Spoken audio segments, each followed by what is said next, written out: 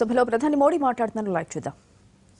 और इसलिए मैं चाहूंगा कि हम अगर इन चीजों को कर सकें तो शायद होगा.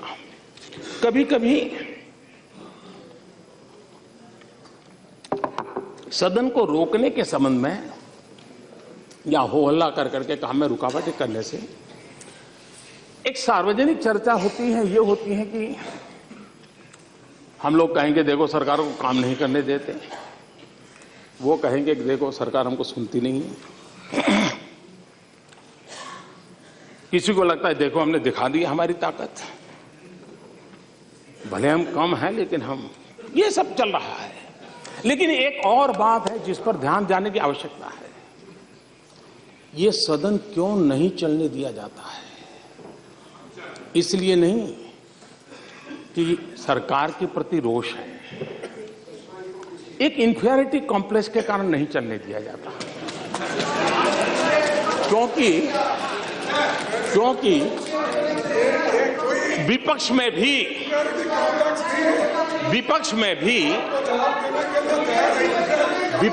भी ऐसे होनहार सांसद है, ऐसे तेजस्वी सांसद है, और मैं मानता हूं उनको सुनना, उनके विचार अपने आप में एक बहुत बड़ी एसेट है. लेकिन अगर सदन चलेगा तो उनको बोलने का अवसर मिलेगा. अगर वो बोलेंगे तो बहुत उनकी जय जयकार होगी. तब हमारा क्या होगा, ये चिंता सता रही है. ये इंफीरियरिटी है कि विपक्ष के सामर्थ्यवान सांसद न बोल पाए, विपक्ष के सामर्थ्यवान सांसदों की प्रतिभा का परिचय देश को न हो. इसलिए ये सरकार को रोकने वाली बात तो अपनी जगह पे है, लेकिन विपक्ष में कोई ताकतवर बनना नहीं चाहिए, कोई होनहार दिखना नहीं चाहिए. इस इंफीरियरिटी कॉम्प्लेक्स का परिणाम है. इसलिए बहुत, अब जैसे इस बार संसद चला तो मैंने देखा कितने तेजस्वी लोग हैं हमारे पास, कितने शानदार विचार रखते हैं जी. पिछले 2 सदन में उनका कोई लाभ ही नहीं मिला. और इसलिए ये मैं समझता हूं कि बहुत आवश्यक है. और मैं देख रहा हूं कि बहुत स्टडी करके आते हैं हमारे विपक्ष के भी. छोटे छोटे दल के सदस्य हैं, 4 मेंबर होंगे, 3 मेंबर होंगे, और कुछ लोग मनोरंजन भी करवाते हैं.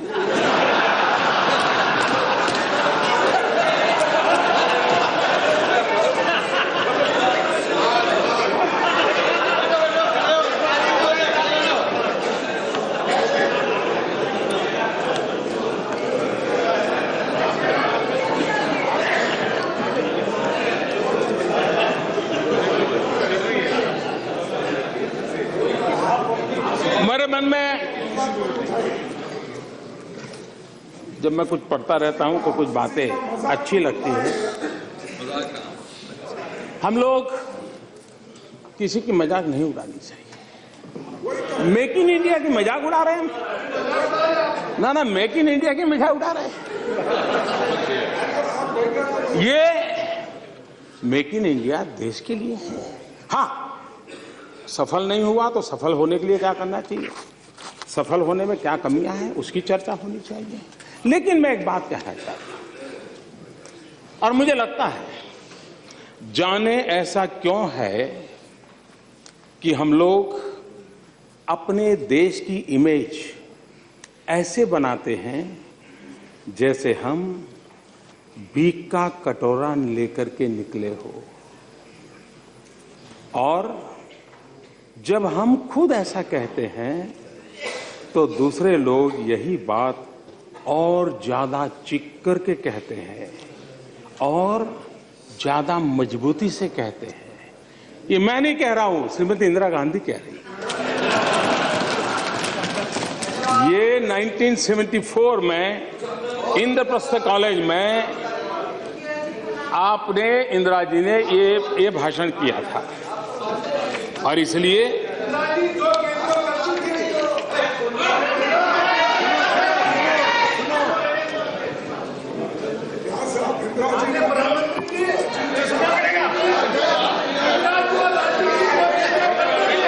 ये भी बात है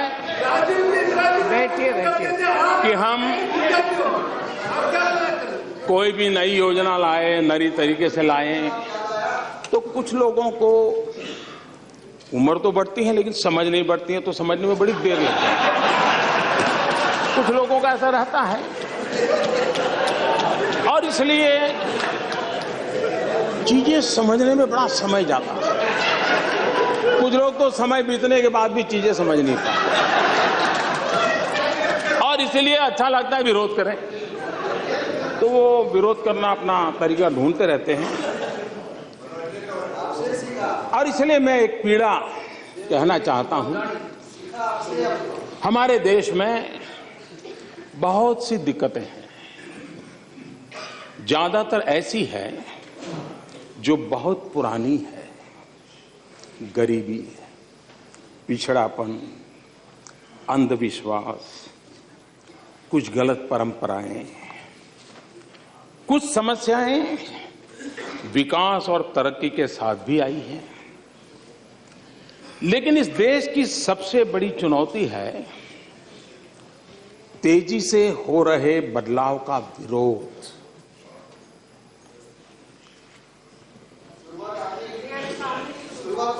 ये विरोध पढ़े लिखा तबका भी बहुत मुखर तरीके से करता है। जैसे ही कोई खास काम आगे बढ़ता है, 100 कारण बताए जाने लगते हैं कि ये काम क्यों नहीं करना चाहिए। मुझे लगता है कि एक मजबूत और ऊंची दीवार ने हम सबको चारों तरफ से घेर के रखा है। कितनी सटीक बात है। ये 1968 में इंदिरा गांधी ने कही थी।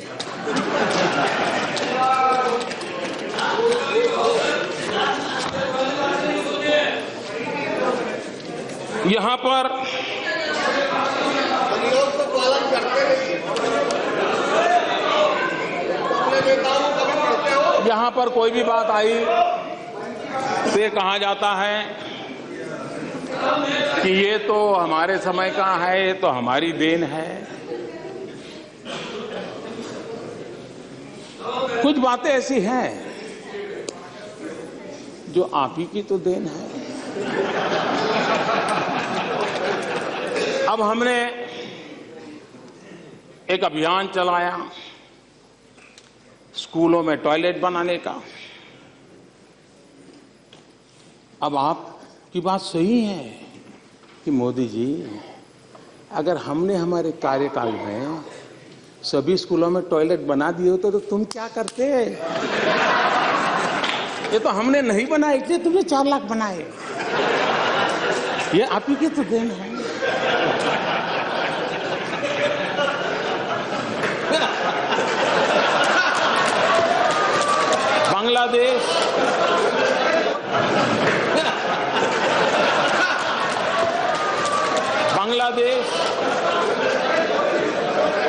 बांग्लादेश की सीमा का विवाद, इतने दशकों के बाद बांग्लादेश सीमा का विवाद सुलझा। आप कह सकते हैं देखो, हमने अगर हमारे कार्यकाल में कर दिया होता तो मोदी, तुम्हारा अचीवमेंट कहां होता है? ये तो तुम्हारे लिए हमने छोड़ के गए थे, आप ही की तो देन है। अब आप ही की तो देन है। 18,000 गांव, 18,000 गांव आजादी के इतने सालों बाद अंधेरे में डूबे हुए हो, और अगर हम उन गांवों में बिजली पहुंचाए तो आप गर्व से कह सकते हो कि मोदी जी, ये 18,000 हमने, हमारी तो देन है, तभी तो आप कर रहे हो। और इसलिए ये आप ही की देन है, इसका मैं कोई इनकार नहीं कर सकता। 60 साल के आपके ही कारोबार का ये परिणाम है, इसका कोई इनकार नहीं कर सकता है। और इसलिए कभी कभी बड़े गर्व के साथ मनरेगा की चर्चा होती है। मनरेगा की चर्चा होती है, ज्ञान देने की जरूरत नहीं है। मैं जरा कहना चाहता हूं इसका इतिहास 50 साल पुराना है, लेकिन उसके पहले भी राजे रजवाड़ों के जमाने में भी ऐसी कुछ न कुछ बातें चलती थी। आप देखिए 1972 महाराष्ट्र की रोजगार गारंटी योजना 1972 में आई। 1980 में national rural employment programme NREP in 1980 में उसका रिकॉग्निशन हुआ। 1983 में rural landless employment guarantee programme RLEGP ग्रामीण भूमिहीन रोजगार गारंटी कार्यक्रम आया। ये सब इनकारनेशन होते गए, योजनाओं का पुनर्जन्म होता गया। उसके बाद 1989 में जवाहर रोजगार योजना JRY, ये मनरेगा का पिछले जन्म का नाम है। लेकिन मैं हैरान हूं, बाद में जवाहरलाल जी का नाम निकाल दिया गया और किसी और ने नहीं निकाला, उसी दल ने निकाला जो हमें कोसते रहते हैं। उसके बाद 1993 एम्प्लॉयमेंट एश्योरेंस स्कीम EAS सुनिश्चित रोजगार योजना ये आया।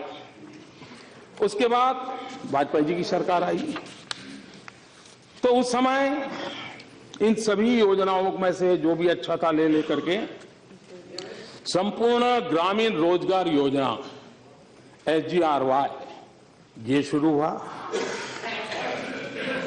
2004 में फिर उसमें इनकारनेशन हुआ। National food for work programme, काम के बदले अनाज का राष्ट्रीय कार्यक्रम आया। और उसके बाद इसने नया रूप 2006 में लिया मनरेगा। और इसलिए पहले नरेगा और फिर कुछ एक नया ज्ञान हुआ तो फिर वो मनरेगा हुआ। तो ये गरीबों की भलाई के लिए कुछ न कुछ योजनाएं लगातार चलती रही है। ये बात सही है कि आप बड़े सीना तान करके कह सकते हो कि मोदी जी चुनाव में भाषण करना अलग चीज है, तुम कहते हो गरीबी हटाओगे, लेकिन तुम्हें मालूम नहीं हम कौन है। अरे हमने गरीबी की जड़ें इतनी जमा दी है, इतनी जमा दी है। मोदी तुम उखड़ जाओगे लेकिन इसे उखाड़ नहीं पाओगे। ये बात सही है कि मुझे यहां आने के बाद पता चला कि इतनी जड़ें जमाई है आपने। ये सदन सिर्फ इस ईर्ष्या भाव से काम करने के लिए नहीं है कि मेरे से तेरी सफेद ज्यादा, सर्ष ज्यादा सफेद क्यों है। ये ईर्ष्या भाव के लिए नहीं है।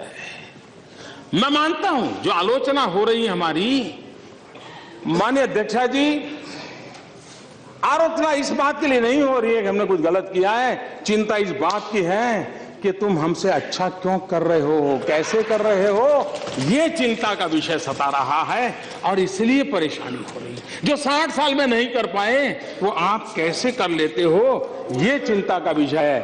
और योजनाएं कैसी होती है, लंबे अरसे तक कैसा लाभ करती है। इस देश के इंटेलेक्चुअल क्लास को भी मैं निमंत्रित करता हूं कि 2 योजनाओं का एक कंपैरेटिव स्टडी करने की जरूरत है। एक अटल जी के समय शुरू हुई प्रधानमंत्री ग्रामीण सड़क योजना और दूसरी ये हमारी मनरेगा। आप एनालिसिस देखोगे, प्रधानमंत्री ग्राम सड़क योजना का उन राज्यों को सबसे ज्यादा लाभ मिला है जो कुल मिलाकर के गरीबी की श्रेणी में आते हैं। रोड बनता है तो रोजगार भी आता है, रोड बनता है तो सुविधा भी आती है और उसके कारण एजुकेशन में, हेल्थ में, व्यापार में भी एक बदलाव आया है। प्रधानमंत्री ग्राम सड़क योजना में भी भारत सरकार के पैसे गए, मनरेगा में भी गए, लेकिन एसेट क्रिएशन हुआ और इसलिए उसमें से सीख करके हम मनरेगा को भी एसेट क्रिएशन के पर बल दे रहे हैं। उसमें भी पानी पर सबसे ज्यादा हम बल दे रहे हैं और उसका परिणाम मिलेगा, ऐसा मैं मानता हूं और हम कोशिश कर रहे हैं। हमारे मल्लिकार्जुन जी ने फूड सिक्योरिटी बिल को लेकर के, एक्ट को लेकर के, और मैंने देखा है कि गुजरात की बात आए तो बड़ा ही मजा आ जाता है, बड़ा आनंद आ जाता है और फिर कहने को और कुछ होता नहीं तो घूम फिर करके। तो ये आपकी बैंकरप्सी है, मैं जानता हूं कि आपके पास और कुछ है नहीं, लेकिन मैं बताना चाहता हूं जी, जिस राष्ट्रीय खाद्य सुरक्षा कानून के आप इतने गीत गाते हैं और हमें बार बार सुनाते हैं कि हम लाए, हम लाए, हम लाए, हम 2014 मई में आए। अध्यक्ष महोदय जी, मई 2014 तक सिर्फ 11 राज्यों ने हड़बड़ी में उसमें जो अपेक्षाएं थी ऐसी किसी व्यवस्था को पूर्त किए बिना कागज पे लिख दिया था कि स्वीकार करें। जिस बात को लेकर के हम इतनी बातें करते हैं उसकी ये दुर्दशा थी। इतना ही नहीं, आज मैं अभी जो खड़ा हुआ हूं ना, तब की मैं बात बताना चाहता हूं।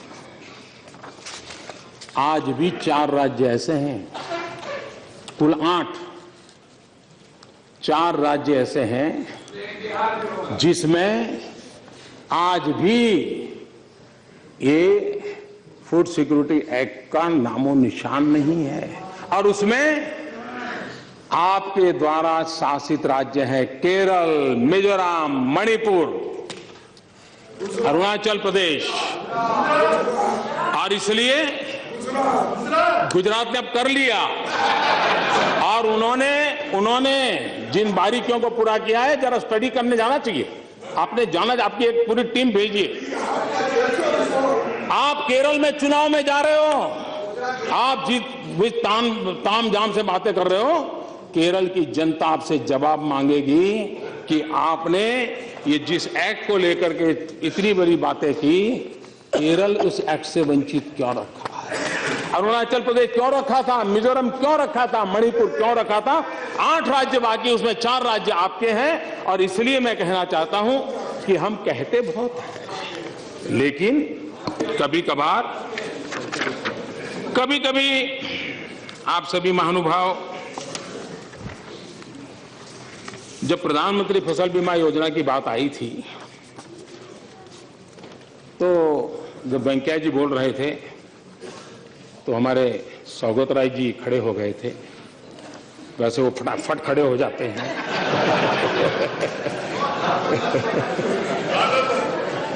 आज जब वो खड़े हो जाते हैं तो उनके दल वाले भी देखते क्या करेंगे, बता रही सौगत राय जी ने कहा कि भाई ये किसान फसल बीमा योजना है, प्रधानमंत्री फसल बीमा योजना, ये तो सिर्फ 45 डिस्ट्रिक्ट के लिए है। तो एक जानकारी के लिए मैं कहना चाहता हूं सौगत राय, ये 1 अप्रैल से देश के सभी गांव, सभी किसानों के लिए लागू होगा। लेकिन इस योजना की एक और ब्यूटी है जिसकी तरफ में आपका, और जो 45 जिलों में पायलट प्रोजेक्ट के रूप में हमने ली है। अब ये पायलट प्रोजेक्ट इसलिए है क्योंकि इसमें सफलता मिले ना मिले, लोगों को पसंद आए ना, 50 विषय होते हैं। हमने ये कहा है कि प्रधानमंत्री फसल बीमा योजना के साथ कोई 2 चीजें और इंश्योरेंस में आप जोड़ सकते हैं क्या, और उसके लिए हमने किसानों को 7 अल्टरनेट इन 45 जिलों में एक प्रायोगिक रूप में देने का तय किया। एक, प्रधानमंत्री जीवन ज्योति योजना, जीवन ज्योति बीमा योजना। दूसरी, प्रधानमंत्री सुरक्षा बीमा योजना। तीसरी, छात्र सुरक्षा योजना। चौथी, घर अग्नि दुर्घटना बीमा योजना। 5वीं, कृषि संयंत्र पंप सेट बीमा योजना। 6वीं, ट्रैक्टर बीमा योजना और 7वीं मोटर बाइक बीमा योजना। ये किसान के साथ जुड़ी हुई 7 चीजें हैं। अगर वो फसल बीमा के साथ क्या उसको सूट करता है इसमें से कोई 2 चीज लेना, तो कम प्रीमियम में उसको एक अतिरिक्त बेनिफिट मिल जाए, तो ये उसके पंप खराब हो जाते हैं। इसलिए प्रायोगिक रूप से इंश्योरेंस कंपनियों को जरूर दिक्कत हो रही है, लेकिन मैंने बड़ा आग्रह किया है। एक प्रयोग है, मैं सांसदों से भी आग्रह करूंगा कि इस पर वो जरा तराश है, अगर ठीक लगे तो आगे बढ़ाएंगे, नहीं लगा तो छोड़ देंगे। लेकिन इस तर्थ में था 45 डिस्ट्रिक्ट वाला ट्रायल, वो प्रधानमंत्री फसल बीमा योजना से वो नहीं था। कभी कभी कहा जाता है कि ये तो हमारा था इतना, ये तो भैया मैं कैसे कह सकता हूँ, रेल मैंने शुरू की। आप कह सकते हैं, आप तो कुछ भी कह सकते हैं, हम में वो हिम्मत नहीं है।